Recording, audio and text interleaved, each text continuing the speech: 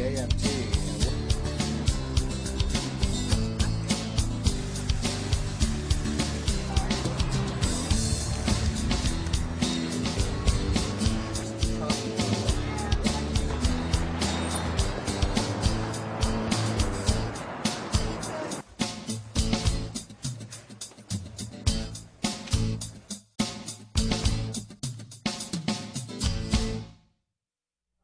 Good evening, New York. We are back live tonight after a few weeks of holiday reruns. So Happy New Year to all of you.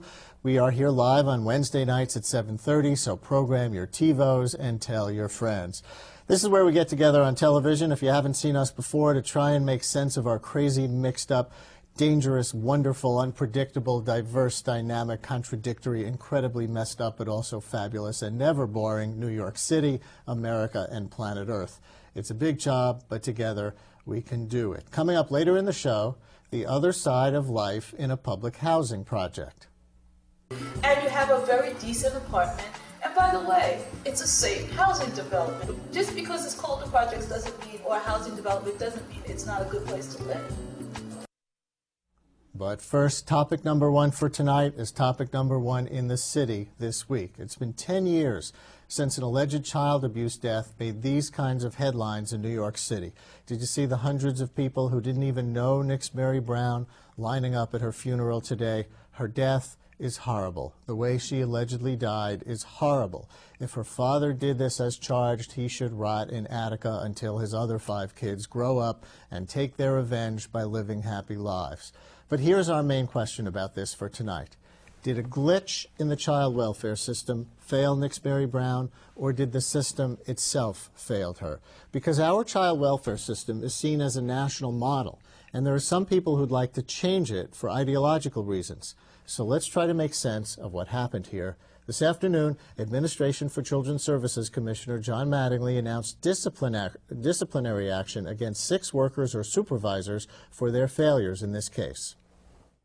We are taking these actions because these staff failed to make many of the basic and important steps in this tragic case. The staff made poor investigative decisions and gave inadequate attention to what were clear warning signs of the danger Mary Brown was facing. And what about Mattingly himself? He was asked if he did all he could. Well, I think anytime one of these terrible tragedies occurs, everybody in the organization, but certainly the commissioner, checks into his conscience and checks did I do everything that could be done in the period of a year plus that I've been here to get the systems in place that would have helped with this situation.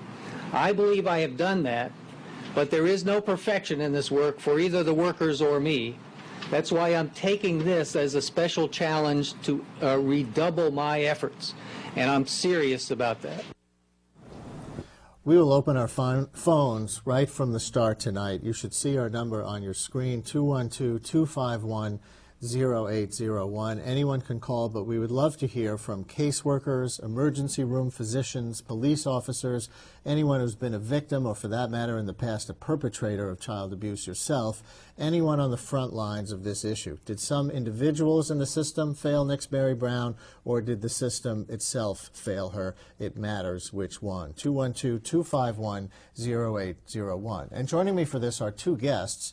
In studio, we have Gladys Carrion, a senior vice president of the United Way, and joining us by phone from Washington is Richard Wexler, executive director of the National Coalition for Child Protection Reform.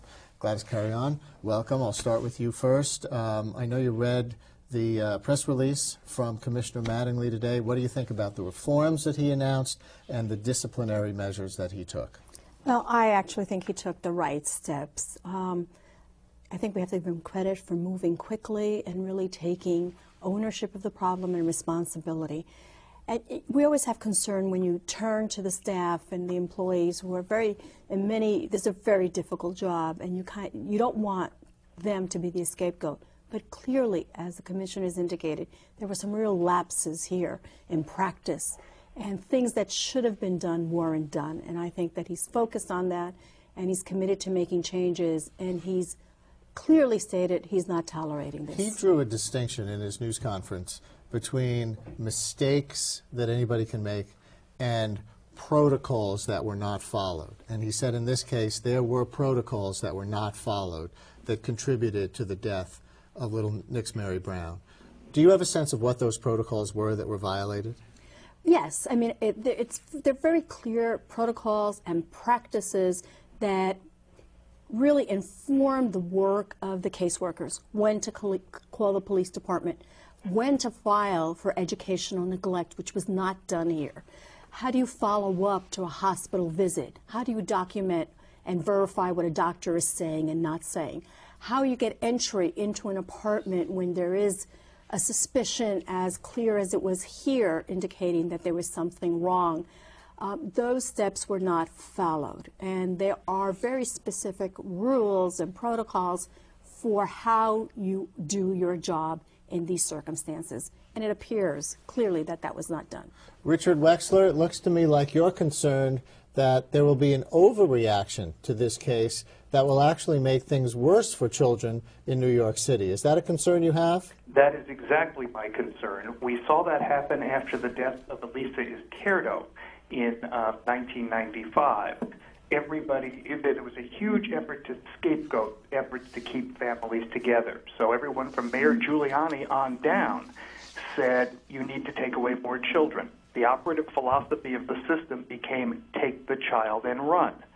The number of children taken away from their parents over the course of a year increased by 50% during what I call the years of panic, 1996 to 1998. And instead of making children safer, deaths of children previously known to the system also increased by 50%. Do you see a similar panic taking place right now? Yes. The New York City foster care panic of 2006 is underway.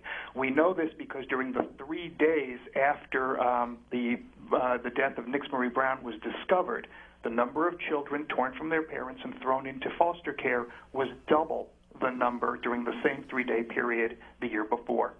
And this is terribly harmful to children. Not only is it harmful to the children who are needlessly taken away from everyone loving and familiar, it also means that those low caseloads everyone's so proud of in New York City, and for good reason, aren't going to stay low much longer.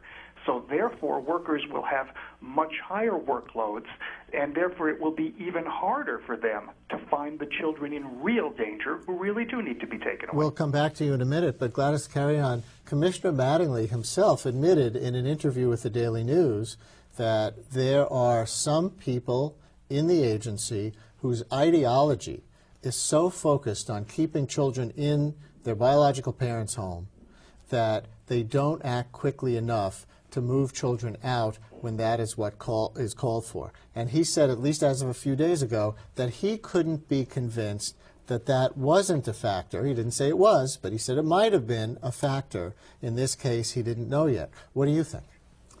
Well, I always think that it's a very delicate balancing act, but I really agree that we should not turn back on the success that we've had, that while there need to be some adjustments in the system, I really don't think that going back to pulling children out of their homes, traumatizing them, is the response that we should have.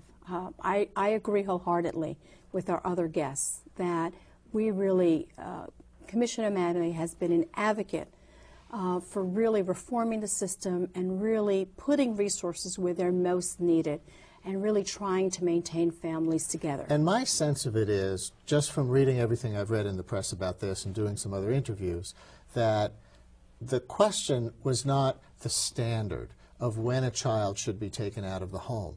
That if they had acted properly to get a warrant or otherwise get inside that home and really saw what was going on there in the month of December, that this child would have been removed. Would have been removed. Absolutely. You know, I think it's very important here to remember that during the years of reform in this city, as the New York Times reported today, child safety has improved. A much better measure than fatalities is how often are children left in their own homes re-abused. That has gone down by 28% since 1998. And I have enormous admiration for John Mattingly. I think he's been an outstanding commissioner, but I respectfully but very strongly disagree with him on the notion that there is any ideological tilt. Because if you can say that about this case, then where is the ideological tilt in a case that happened just last month that the Immigrants and Child Welfare Project is very concerned about, in which 4 children were torn from their mother for no greater reason than the fact that she was living in an SRO hotel. 2 of the young children had to sleep in the same bed as she did, and they had to pile their belongings on the floor. But it's a terrible sounding case. But don't you have that ideological tilt? I was looking at your literature, and from what you've been saying on the air here tonight, it sounds like you very clearly want to tilt toward leaving children in their biological parents' homes more than not. Yes, because it's safer for children. The notion that there is a contradiction between family preservation and child safety is a myth. As I just pointed out, as the city has emphasized family preservation, re-abuse of children has gone down. In contrast, during the years of panic, you saw things like an increase in deaths of children known to the system. You also saw things like, for example, the case that this recent case reminds me of most is not Lisa Steinberg or Elisa Izquierdo. It's a little girl named Caprice Reed. She also was tied to a chair. She also was beaten. She also was starved to death. But it was done by her foster mother and foster grandmother after Caprice Reed was taken away in 1997 from her birth mother on a lack of supervision charge. But thousands of people didn't show up for Caprice Reed's funeral or Caprice Reed's wake, and it got very little news coverage. Our phones are open for your calls on the Nix-Mary Brown case and the lessons of that case for the City of New York. 212-251-0801 is our phone number, and let's go to a caller right now. David in Chinatown, you're on the air. Thank you for calling. Yes, hi, Brian. Hi, David. Yeah, good show. Thank you. I just want to make 2 comments, if you don't mind. You know, you're talking about keeping families together. I mean, these are not families. I mean, I have an affiliation with Family Court. If you would believe the insanity that goes on today, what's involved to remove a child under the worst conditions, you would not believe what it takes. Give me an example of what it does take and why you think that's too much. I mean, you could have abusive parents, but you go to court and try to remove that child. There are hurdles. There are obstacles.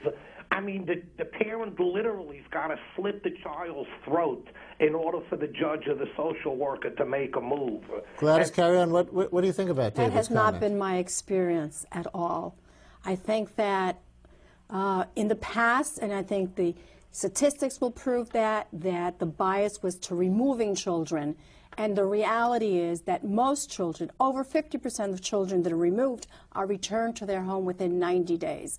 And John Mattingly saw that very clearly in his reform efforts to really try to support families. Let's take another call from Chelsea. This is Edward. Edward, you're on the air. Hello. Hi, Brian. It's good to be speaking with you again. Nice to have you.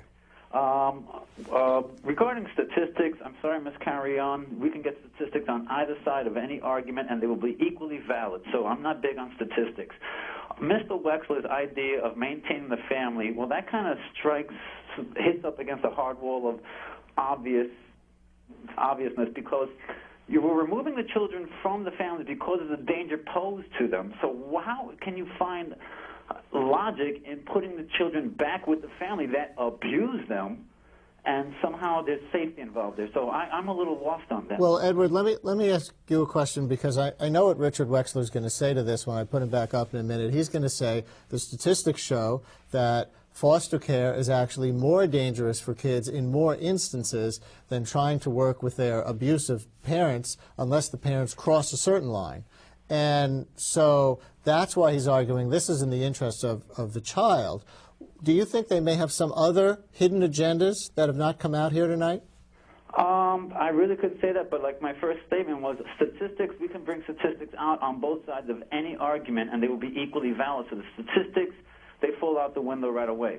We have to just go with intelligent logic. If you're getting beat down by this group of people, there is no sense, no idea whatsoever to have that there is going to be safety with that group of people. Let me get a response. And Richard Wexler, you hear what he's saying. Do you need to bring in at this point some specific actions by abusive parents that would trigger and wouldn't trigger removal from the home?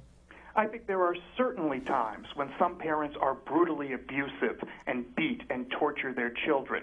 But see, what your caller kept doing was presuming that that is every case. Since your caller does not believe in statistics, what I would argue is, I guess he must believe in anecdotes. So therefore, how did that mother in that SRO hotel abuse her children? How did she beat them? How did she torture them? She didn't. Her sole crime was poverty. How does the mother, who is desperate to hold on to a low-wage job in order to avoid going on welfare or avoid being evicted and losing her children because of housing, how is she an abuser? Because when the babysitter didn't show, she decided to go to work and may have left the child home alone. 90% of the cases that are phoned into the hotline in Albany involve allegations of neglect, and often that is poverty. The kind of case your caller just mentioned is extremely rare. And in that kind of case, where you have a brutal, sadistic parent, I have no problem with taking away that child and not looking back. Gladys, Carrion, where is the line? Are there cases of physical abuse that should not trigger removal of a child from the home? There are cases, I must say that there are cases where one has to look at the totality of the circumstances. Physical abuse, as exhibited by this particular instance, clearly is a case where this child should have been removed.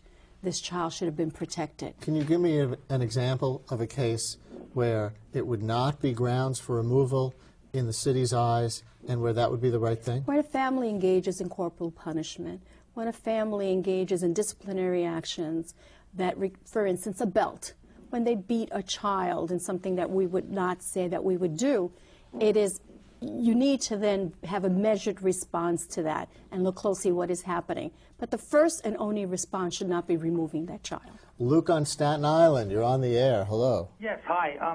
Today, Mr. Mattingly said in the press conference, he was giving a history of the Nix-Marie case and what happened. And he said towards the end of the case, when social workers went to her house, they couldn't gain access to the premises. And that really surprised me. In New York City, the ASPCA, the Association for Prevention of Cruelty to Animals, has its own dedicated police force. NYPD officers with guns, uniforms, all the powers of a regular policeman, and special training in animal cruelty issues. Yet ACS has nothing like this. Gladys, Carrion, was that one of the big failures here? The failure to call the police and involve them more proactively in this case? Definitely, and the failure to go to court and get an order to be able to gain access to that home. And in an emergency situation like this, to bring in the police department. Absolutely. So, Richard Wexler, what kind of reforms would you like to see? We spent so much time talking about the ones you wouldn't like to see. What would you like to see come out of this case? Well, I've often said the way you fix a child welfare system is to listen to your gut instinct and do the opposite. Gut instinct says this child died in her own home, so the answer must be take the child and run. We know that doesn't work. What we need to do is to go farther in bolstering services and support for families who don't need to have their children in foster care, to further free up time for workers to find the children in real danger. More immediately, I think it's urgent that Commissioner Mattingly and the mayor send a message to the front lines that says the errors go both ways, and we don't want error in either direction. You know, I agree that what happened, that the disciplinary actions against the workers in this case were almost certainly justified. What disturbs me is after following child welfare, all over the country for 30 years, I have never known of a worker to be fired, suspended, demoted, or even slapped on the wrist for taking away too many children. Workers sometimes say they're damned if they do or damned if we don't. It's not true. When it comes to taking away children, they're only damned if they don't. And Gladys, Carrion, why does John Mattingly have such a good reputation? Here's a guy who most New Yorkers never heard of until last week. but everybody's rallying around him who works in the field and says, no, no, this guy is a treasure. He's the best, if not, or one of the best in the country at this. Please don't take John Mattingly from us. Why is that? He is a national figure. He's an expert in the area. He has worked his whole life in this area. He comes from the Casey Foundation. He is very smart. He's very thoughtful. He is caring. He knows New York. He's been involved before in the Casey panel and looking at how you reform the system. He's been innovative, and he has done a really good job in New York. And I don't think that this one case should define his tenure at all. Gladys Carrion, thank you. Richard Wexler, thank you very much. Coming up next, it's January in New York. That means football playoffs, Martin Luther King Day, and now standardized tests in grades 3 through 8, thanks to No Child Left Behind. We'll take your calls on a standardized test survival guide for parents. This is Brian Lehrer Live. Ladies and gents, we're about to lay some CUNY TV on you. Get ready for City Talk, study with the best, Nueva York and all the rest. Hey, like Canapé, and you'll want to stay for art or something like it. Hip hooray, urban agenda, yeah. Brian Lehrer Live. Italics for my paisanos on Channel 75. Whoa, swinging guys and swinging chicks. City Cinematheque has great foreign flicks. Lifelong learning for you and me. CUNY Television, it's diversity TV. Ring-a-ding-ding, yeah.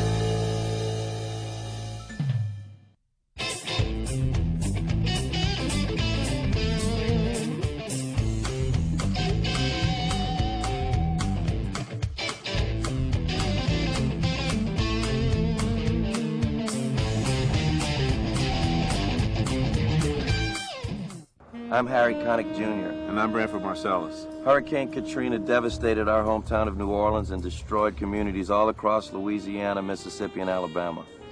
But plans to rebuild have already begun. Join us with Habitat for Humanity in Operation Home Delivery as we rebuild homes and lives. New Orleans and the Gulf Coast can recover, but only with your help. Please, donate, volunteer. Get involved. Visit Habitat.org. This is Brian Lehrer Live. We're here live Wednesday nights at 7:30, so program your TiVos and tell your friends. Now, beginning this year, thanks to President Bush and Senator Kennedy's No Child Left Behind Act, January in New York is now standardized testing month for public school children in grades 3 through 8. If the law works as planned, all that testing will pressure schools to improve and, well, leave no child behind. And plenty are being left behind in the city schools today, as you know. But good or bad in the long run, it definitely means high anxiety for public school parents right now. So it's time for a little Brian Lehrer Live Survivor's Guide to the Standardized Tests for New York City parents. We can talk policy or we can talk prep. And with me now to take your calls is Jackie Wayans, co-author of New York City's Best Public High School and Middle School Guides and a reporter for InsideSchools.org. And you can call in right now with your questions and comments. You'll see the number on your screen, 212-251-0801. Hello, welcome. Hello, thank you for having me. CUNY TV. Yes. What has actually changed this month relative to the past as a result of No Child Left Behind? Well, the biggest change for the parents and for the schools is that it's happening right after the break, right after Christmas vacation. And so you spend a lot of time from September to December doing test prep. And, you know, that's tedious for the students as well as it is for the schools. And you don't feel like you're getting a breath of understanding in all your major subject areas if all you're doing is test prep throughout the year. So you don't like it? I'm not a big fan of it. I realize it's a necessary ends to a means, but you know, the kids feel the effects of it most definitely.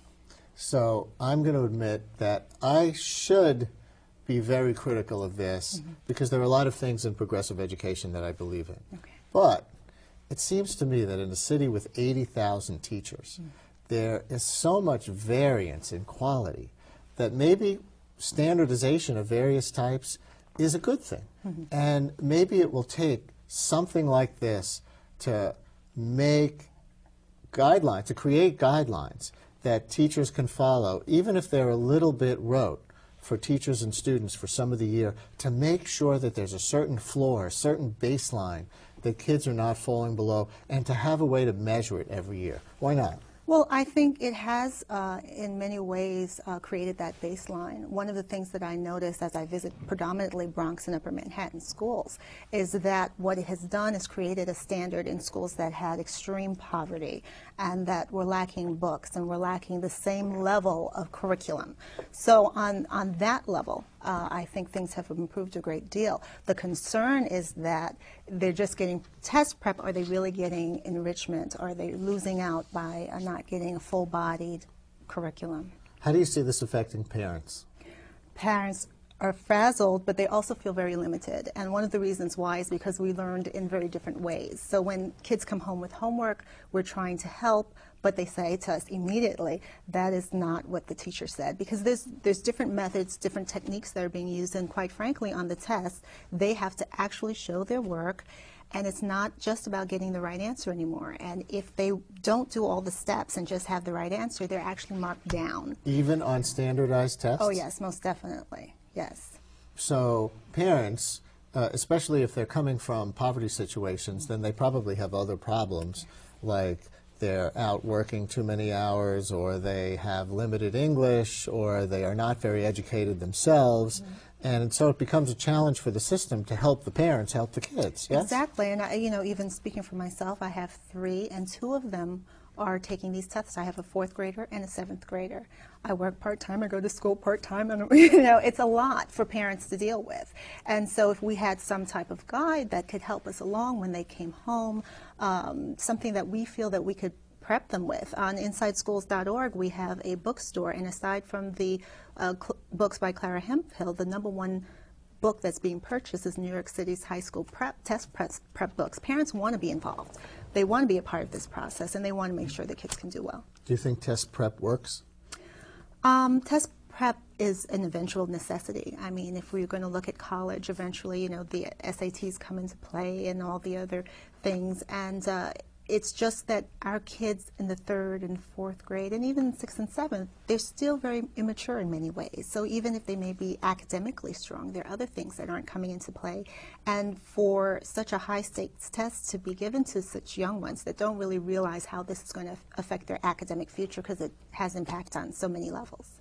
I wonder if there are any parents of public school children watching tonight. If so, now's your chance to ask somebody who really knows about these tests either how to prep or sound off, complain about all the test prep your kid has to put up with in school, or praise it for that matter. 212-251-0801, 212-251-0801. You said one of your kids is a 4th grader? 4th grader. In a New York City public school? Yes, but all of them are in public school. That has been the big year for the standardized test, along with 8th grade, in recent years. So what has your child in 4th grade gone through in the early months of this school year? Boys are very different than girls, and I feel that my girls were a little bit more anxious about the test and more aware of what it meant for middle school selection. Of course, if you get a high 3 or a 4, you can, have a better chance of getting into a good, strong middle school, since there are only about 200 of them in the city, so competition is pretty tight there. And then my son, he's very strong in math, but not that strong with the reading. And I'll talk a little bit about how parents can, work with that and know your child and know how to deal with that.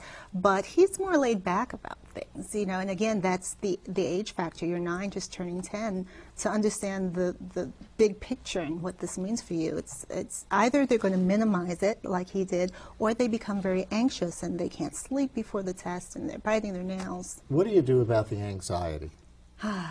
Well, as a parent, the best thing to do is just state the facts about the test.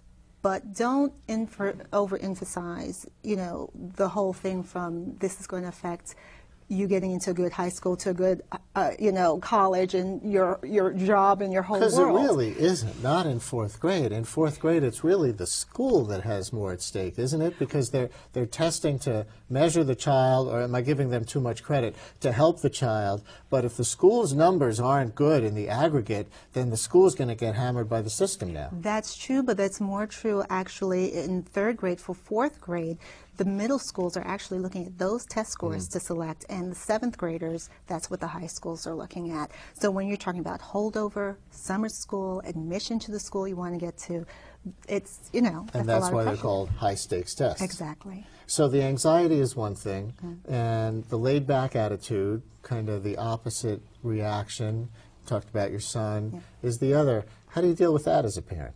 Well, it's the same conversation. You're just leaning a little bit to the other side, and you know, I try to stress the fact that you know this is going to have some importance. So when you get in there, what I want you to do is concentrate. Remember your strategies. Remember what you've been taught.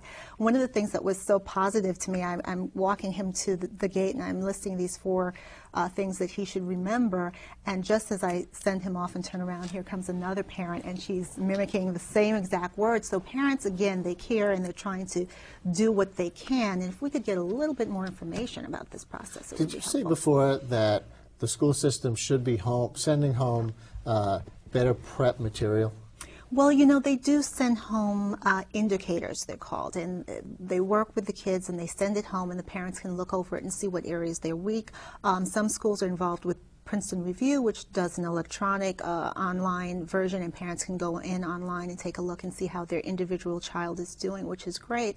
But the numbering system is still very new to parents, this level 1, 2, 3, or 4. We're used to A, B, C, or D. And a lot of parents, I find, are still struggling with what that means, not understanding that, you know, level 1 and 2 are below grade level, and 3 and 4 is what you want to aim towards. The law, the No Child Left Behind law, provides for tutors to be supplied to kids who are falling behind, or the opportunity for those kids to transfer to other schools if they're in schools that are labeled failing. Are the tutors actually available in New York City? Well, the tutors are actually available, but what many parents don't realize is that the child has to be 1 in a failing school.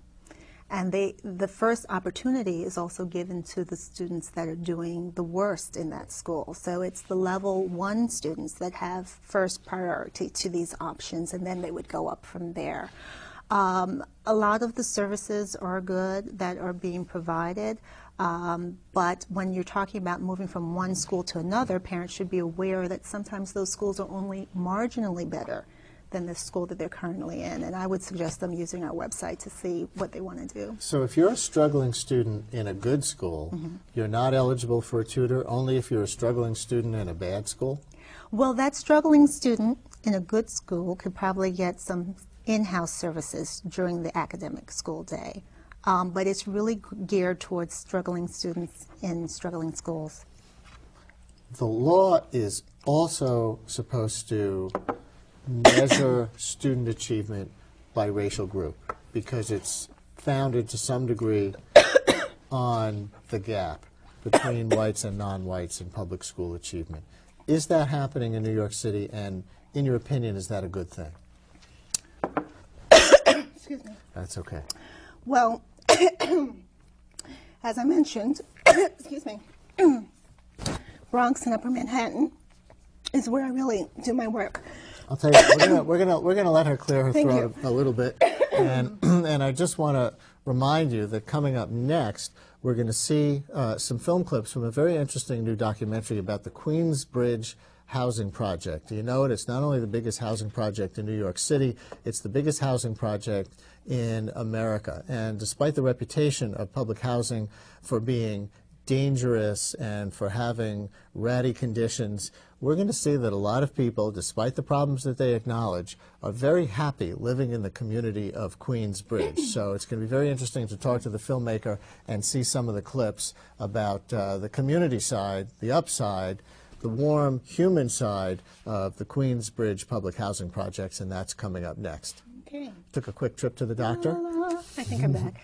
But basically, you know, when we're talking about the lowest economic quadrants, there is a great need there, and we know that a lot of the new small high schools that are opening, they started first in those communities that were struggling because the students needed that. What's really great for parents to know is with this high stakes testing, if your child is, you know, going into the high school range, that if they do, if they are a level 1 or 2, a lot of these new small schools aren't screening in that way. So there's greater selection. But the racial counting, is that going on? You know, I believe it is. Is it a good thing, in your opinion, if it is going on? Well, as I mentioned, for the longest time, these areas were suffering. And when I went into the schools about 4 years ago when I started, literally there were schools without textbooks, without resources. So at least now there's a level playing field, and it is a good thing to take note and say that these kids do need some extra resources and some extra help. Does the racial counting matter in New York City, where the system is already 80% Black and Latino kids? Well, I'm not going to talk too much about the numbers because No Child Left Behind is quite perplexing, I think, in many ways. But for New York City, it proposes a great challenge, especially when you're talking about the opportunity to move from one school to another. And there's a careful balance with schools, and you can actually take a school that is doing marginally well and might be on its way up and tilt that attendance balance to the point where they soon become a struggling school. So it's a difficult issue here in New York City. Do you find that with your fourth grader, there is so much test prep that she's not able to get other kind of enrichment in the curriculum? Well, fortunately, my kids go to really strong schools that have made it a point to make sure that they're able to get it all in. The kids are actually doing fairly well academically, so they don't have that many level 1s and 2s there. But there are some schools where it's the reverse. I spoke to one high school principal last week who said the majority of my students are level 1 and 2. So when we had this after-school, mandatory after-school program, basically everyone's going to be staying back. We wouldn't need an extra 6 rooms if we were going to accommodate everyone. So the challenge can be great. It's interesting. So the schools really vary from school to school, because I had an much. Experience with my now 8th grader who's in the city schools, who, when he was in 4th grade, I thought, oh my God, this is the dreaded fourth grade test year, and they're going to do nothing but test prep all year. But his teacher put on a Shakespeare play with the kids. They did all kinds of things. And yes, they did plenty of test prep, but they did plenty of other. I thought the balance was okay, but it varies from school to school. It definitely does, and you will find also, again, going back to those poorer economic quadrants, schools that were already struggling, it's very much, stay to the curriculum and let's not deviate in any measure. You said one of the most popular things on the InsideSchools.org website is to get the prep materials for the high school tests. That is, to get into the best high schools in New York City, those tests. Right. Now, does CAP test and things like that, those commercially available test preps, work to help get you into Stuyvesant or any of those schools? Well, they help to prepare you, but one of the things that I think is a crime that a lot of parents don't know about, again, going to the financially challenging the poor, the ethnic groups, is that there is a free summer program that's offered by the city to help kids who can't afford the tutors and can't afford the test prep to study for the specialized exams. And they have to find out about this in middle school, and oftentimes it's not mentioned, and they fall. That is very interesting. What about these 3rd through 8th grade tests, which are the No Child Left Behind tests now, mandated by the federal government?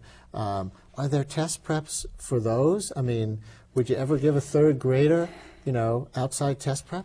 See, that's just it. There really isn't test prep for that. What I would suggest to parents for this stage of the game is basically know your child, be involved in the daily classwork. If it's 3rd grade, they still have something that's called an E-class, and parents can ask for that because it gives them the exact breakdown of where your child is strong and weak, and then you can buy materials based on that. But after that, it really, it's just taking a look at what's coming home and trying to be on top of things. But especially for the younger grades, we don't have much resources coming home. Parents, you'll get through it. Jackie Wayans from InsideSchools.org. Thank you very, very much. Thank you. And coming up in a minute, we will check out a documentary about life in the Queensbridge public housing projects. And contrary to media stereotypes, our filmmaker says life there can be pretty good. This is Brian Lehrer Live. Prominent professors, outstanding students, illustrious alumni, all on the Emmy-nominated magazine show about CUNY. Hi, I'm Vianora Vinca. Join us this Sunday when we'll bring you the stories about people and programs that make CUNY a place where you study with the best.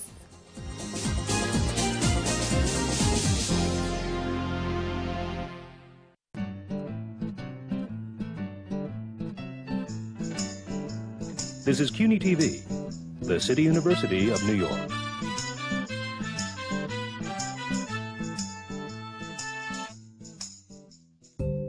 What would you do to have a little extra cash in your pocket? Would you fill out your tax forms? Filing your taxes could get you up to $2,000 or even more under the Earned Income Tax Credit.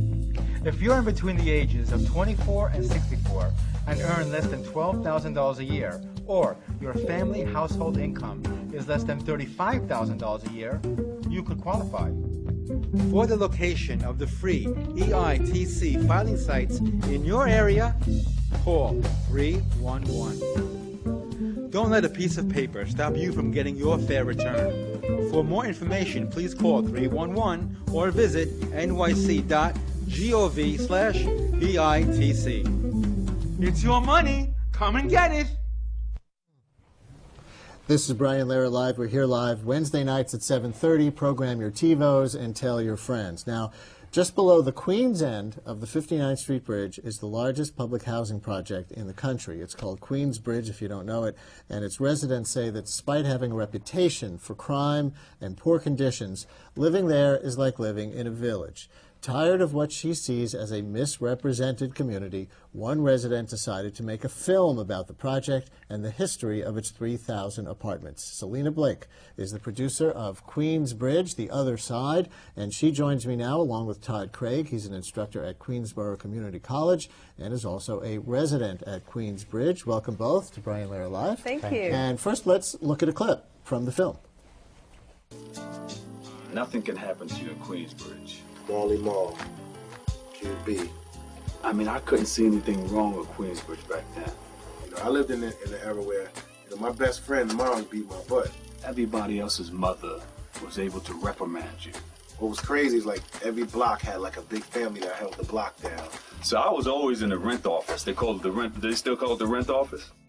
You go to the rent office and you got to pay extra $5. So you always got your butt beat when our rent was lifted up a little bit from a ticket. I was 12 years old, and they had we used to call it a jam. Music was a big thing. When we had the cruise, man, me, Molly Mall. And it was maybe 2 o'clock in the morning, and I stayed out till 2 o'clock in the morning until it ends. Thousands of people make their way down to the park. All right, anybody from Queensbridge, past or present, want to call in? 212-251-0801, 251-0801. So, Selena Blake, what's so special about Queensbridge that you decided to make a film about it? The people. It's a wonderful place to live in the sense where it's a community. We help each other out. I don't know of any other projects because I've never lived in any other projects before. But with Queensbridge, it's a little special. The subtitle is A Misrepresented Community. How is it misrepresented? Because a lot of people know Queensbridge as bang, bang, shoot 'em up. You go in, oh my God, I'm not going to come out alive. I mean, Greg Larkin, the director, when I first brought him to, into Queensbridge, he thought he was just never going to come out. And I was like, why? Why would you even think that?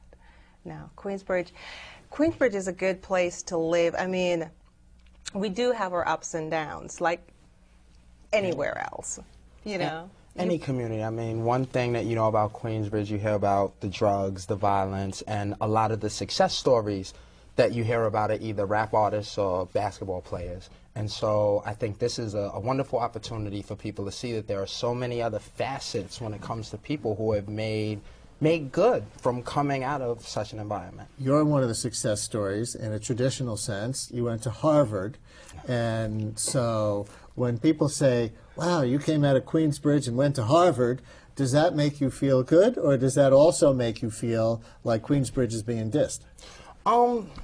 I think it goes both ways. On one hand, it makes me feel good because to be able to tell kids that I know what your experience is. I grew up here with you, just like you, and went to Harvard. It's the complete opposite spectrum.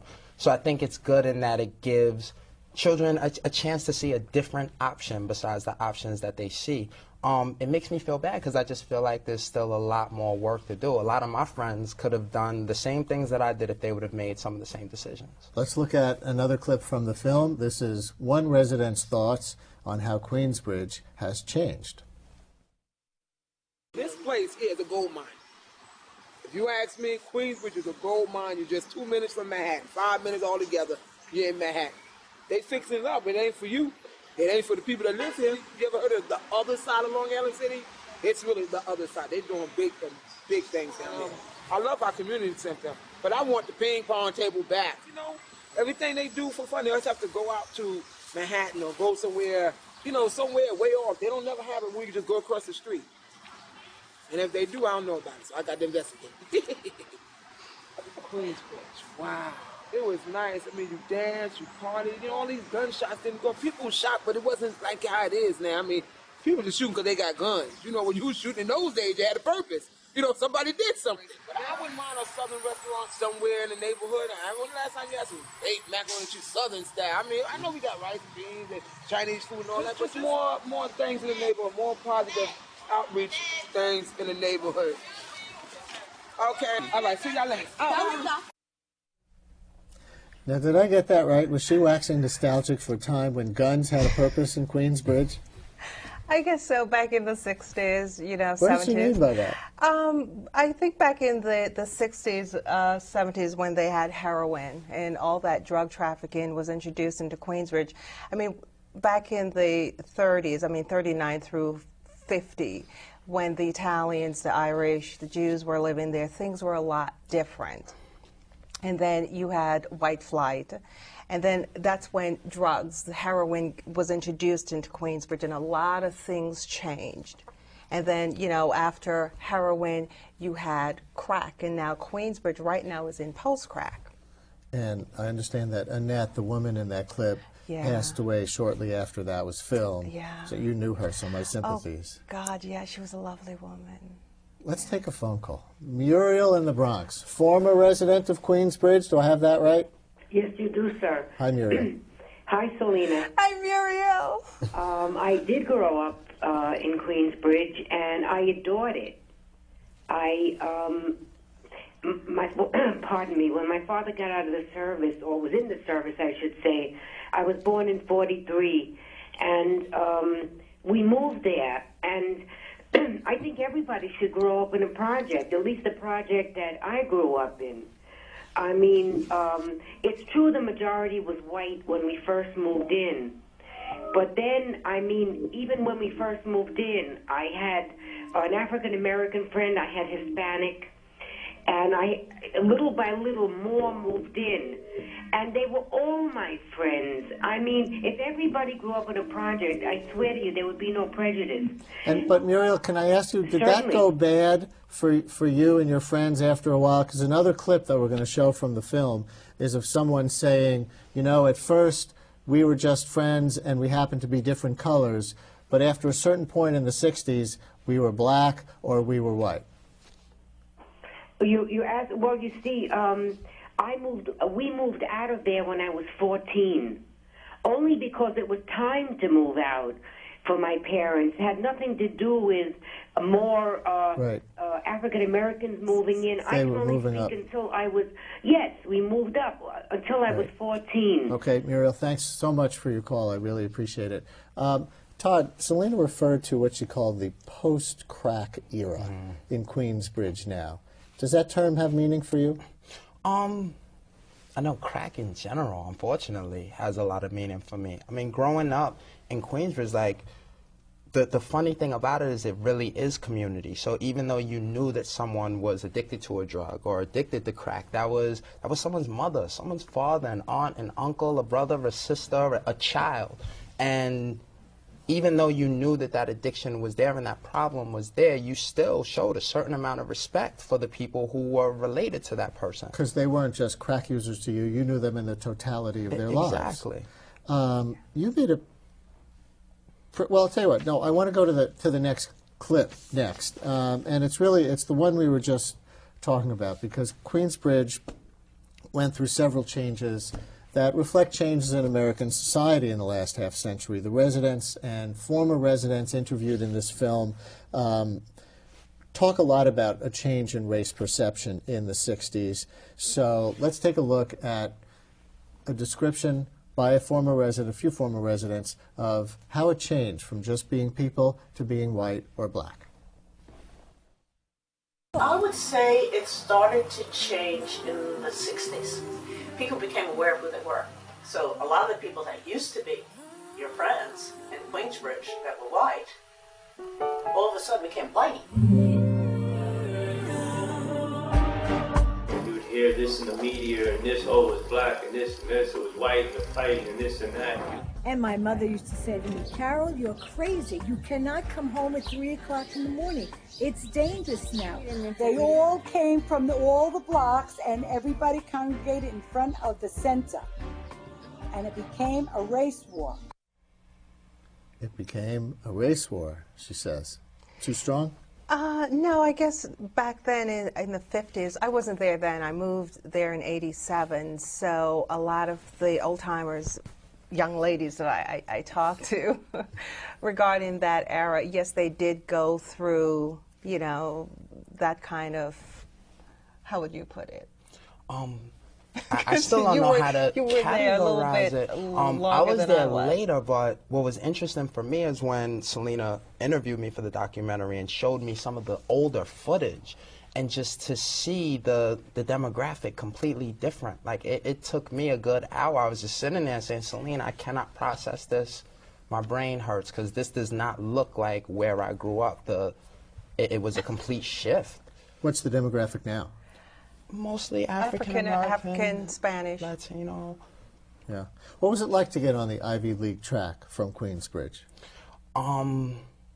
It was part miracle, part blessing. I left and went to a boarding school, and from there I went to Williams College, from there Harvard Graduate School of Education. And it was really, again, I say it's part luck and part blessings, because I know people who I grew up with who are better mathematicians than I am, who are really strong, smart people, but they just felt at certain times they needed to make different decisions for their circumstances. Let's look at one more clip from the film, and this raises a current issue in Queensbridge: surveillance. Still fighting for CCTV cameras for my residents. Working with the President of Tennis Association in Queensbridge, I was able to secure over $1 million to put security cameras in elevators and in lobbies. You know, you're concentrating too hard on the hood. You're putting surveillance cameras in my mother's hallway. You can't feel totally free until you feel totally safe. She's not bringing in keys of cocaine. She's not bringing in drugs. She's not making sales. She's not loitering and pissing in the elevator. She's not smoking weed in the hallway. And I think it's going to make a big difference. I mean, the surveillance cameras need to be somewhere else, I believe. Queensbridge is the place here. All right, we're talking about surveillance with the Bush administration. This is another kind of surveillance. Big issue. You see the councilman and at least that resident on different sides of this issue. For me, it's a mixed bag of nuts. Yes, I'd love to have the surveillance cameras there, because a lot of things that is going on, you know, without the surveillance camera wouldn't happen. You mean it's safer now? It is. No. Queensbridge is safer. With the surveillance camera, will be a lot safer. It's like Big Brother watching over you. So it's like, yes, we would love it. No, we don't. But when you look on the overall effect of the security cameras coming in, I think it will help a lot. Todd, 10 seconds. Are there lessons for Queensbridge, from Queensbridge to other public housing projects? Yeah, of course. Just trying to educate these children and let them know there are other options besides what they see in the streets. Todd, Selena, thanks so much for coming in. Congratulations on the Thank you. film. And that's it for tonight's Brian Lehrer Live. Send us your comments and suggestions for the show. Our address is brian@cuny.tv. That's brian@cuny.tv. We really want to know what you think we can accomplish on Real Public Television. And join me for my daily radio show on WNYC New York Public Radio. Tomorrow, New York Times reporter Kurt Eichenwald on his investigation into online child porn. That's 10 o'clock tomorrow morning on 93.9 and AM 820 WNYC. Have a great night.